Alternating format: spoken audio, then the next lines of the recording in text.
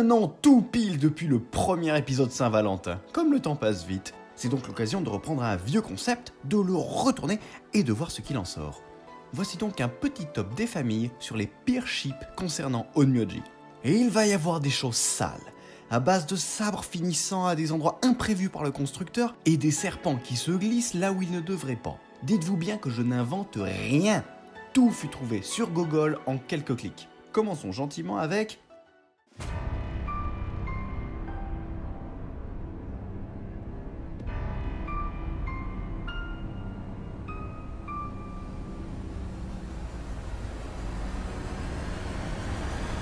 Kinara et Taishakuten.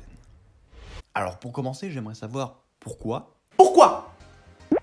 Bon, ce n'est pas immédiatement répréhensible. Les deux sont majeurs et vaccinés, n'ont pas de dérangements mentaux particuliers. Coucou Momiji. Donc bon début, ce n'est pas immoral. Pour s'opposer, on pourrait signaler qu'ils ne se sont jamais rencontrés et n'ont pas vraiment de points communs. Genre vraiment pas. Autre élément, je rappelle que l'une des lois de l'univers d'Onmyoji, c'est qu'on ne mélange pas les races. Oui, cela sonne retour de Tonton Dodolphe, mais ce n'est pas moi qui ai créé l'univers. Les humains ne doivent pas épouser des yokai, les célestes ne se mélangent pas, même si la moitié des romances du jeu c'est ça, j'ose pas imaginer ce que ça va donner une relation entre une déesse et un non-dieu.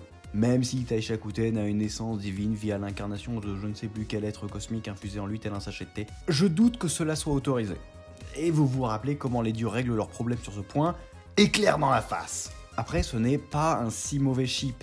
On peut argumenter en faveur d'un changement dans les règles divines sur ce point depuis que Takagamehara est tombé. Les divinités restantes vont peut-être réécrire tout ça. Il faudrait passer un appel à Enmuzubi. Donc si jamais les développeurs font se rencontrer nos Zozo, ce ship pourra passer dans les possibles. On souhaite tout de même bon courage à Kinara qui va devoir composer avec une machine à laisser traîner des lotus partout. C'est joli au début, mais quand les fleurs commencent à pourrir, c'est une infection dans la baraque. Onikiri et Yomiritsu. Là, je vais pas me faire que des amis, car ce ship est fortement apprécié dans la communauté. Toutefois, veuillez écouter mon argumentation avant de m'insulter. Trop tard. Connaissez-vous le principe de relation toxique ? C'est une relation où au moins l'un des membres exploite l'autre pour son propre intérêt, tout en se moquant royalement de si l'autre le vit bien ou pas.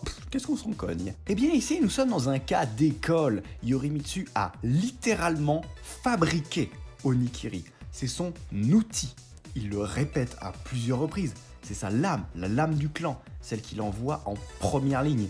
On n'envoie pas se battre en première ligne les gens auxquels on tient. Même s'il reconnaît qu'Onikiri est le meilleur des outils, il reste à ses yeux un outil. Et pour avoir les deux sons de cloche, j'aimerais demander à Monsieur Onikiri son avis sur son ex-patron. Monsieur Onikiri, dites-nous le fond de votre pensée. Je vais le tuer. Il m'a exploité et envoyé tuer mes semblables. Je vais le tuer. Il n'a aucun cœur. Je vais le tuer. Il ne m'a reforgé que pour m'envoyer de nouveau me battre. Vous ai-je dit que j'allais le tuer ? Car je vais le tuer. Tout ceci m'a l'air d'être une base saine pour entamer une relation des plus détendues, hein ? Enmuzubi et Kidomaru. Que dire de ceci ? En vérité, ce couple a un problème gigantesque que l'on retrouve dans toutes les autres tentatives de mettre Kidomaru en couple avec qui que ce soit. Les gens ont une curieuse tendance à le mettre avec Seme. Je sais essayer de chercher la logique. Bref, le problème récurrent est juste ici.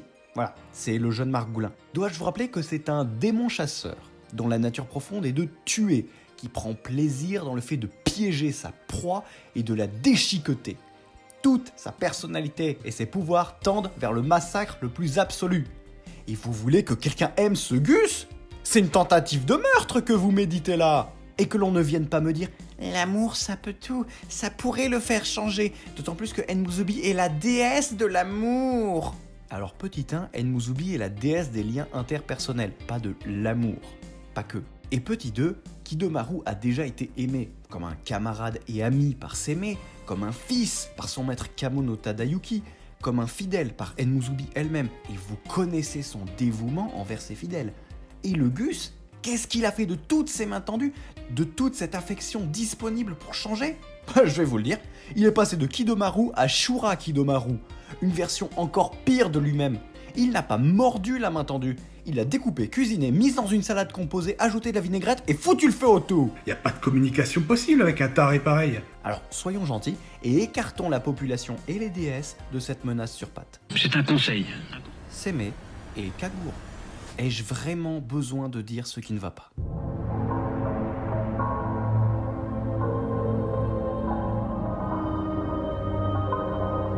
Iluvatar, donnez-moi la force. Alors rappelons quelques éléments de base.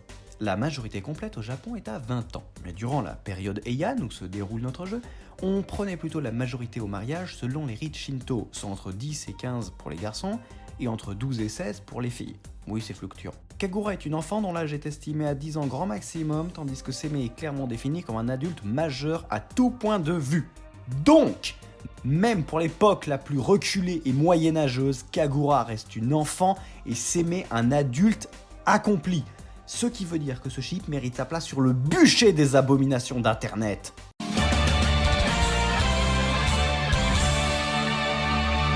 En plus, la dynamique entre Seme et Kagura est clairement une relation parent-enfant. Faut vraiment être un détraqué du bulbe pour avoir eu cette idée. Et en vérité, je crois savoir qui a eu l'idée en premier. Et il est, dans le prochain chip sur notre liste, le seul qui dépasse celui-là en termes d'horreur. Tenez-vous bien car voici Orochi et tout le monde. Internet, et en particulier Reddit, se repère pour dégénérer se réunissant dans d'obscurs forums de discussion à tenter de donner une relation amoureuse à Orochi. J'ai beau être un fan du dieu serpent, en tant que méchant, si je branche le cerveau, l'idée même me dégoûte. Ensuite, joie ou pas, Orochi est officiellement décédé. Et pourtant, les détraqués de la toile essayent encore de le mettre en couple, et chaque nouvelle tentative parvient à être pire que la précédente. Orochi et Susanoo. Ce sont des ennemis mortels qui ne peuvent même pas supporter que l'autre vive. Orochi et Suzabi.